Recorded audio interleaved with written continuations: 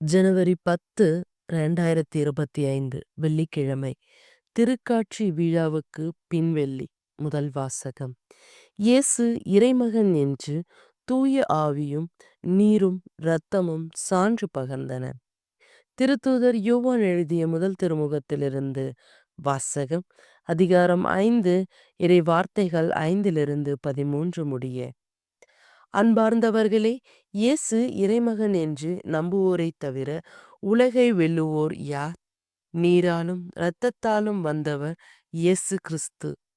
அவர் நீரால் மட்டுமல்ல, நீராலும் இரத்தத்தாலும் வந்தவர் என தூய ஆவியார் சான்று பகர்கிறார். தூய ஆவியாரே உண்மை. எனவே சான்று அளிப்பவை 3 இருக்கின்றன. தூய ஆவியும் நீரும் இரத்தமுமே அவை.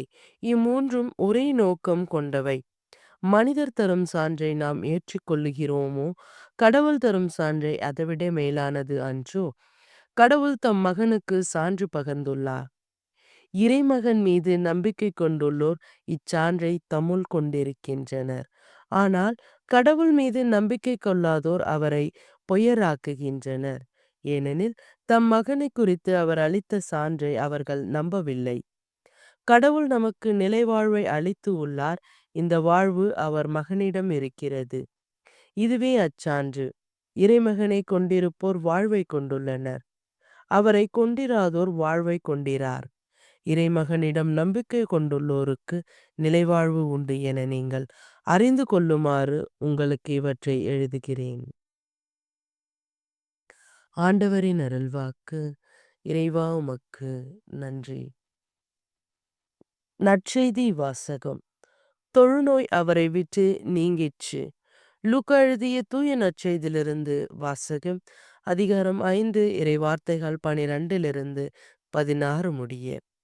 அக்காலத்தில் இயேசு ஓர் ஊரில் இருந்த பொழுது உடலெல்லாம் தொழுநோயால் பாதிக்கப்பட்டிருந்த ஒருவர் வந்தார். அவர் இயேசுவைக் கண்டு அவர் காலில் விழுந்து, ஆண்டவரே, நீர் விரும்பினால் எனது நோயை நீக்க உம்மால் முடியும் என மன்றாடினார். இயேசு கையை நீட்டி அவரை தொட்டு, நான் விரும்புகிறேன், உமது நோய் நீங்குக என்றார். உடனே தொழுநோய் அவரை விட்டு நீங்கிற்று.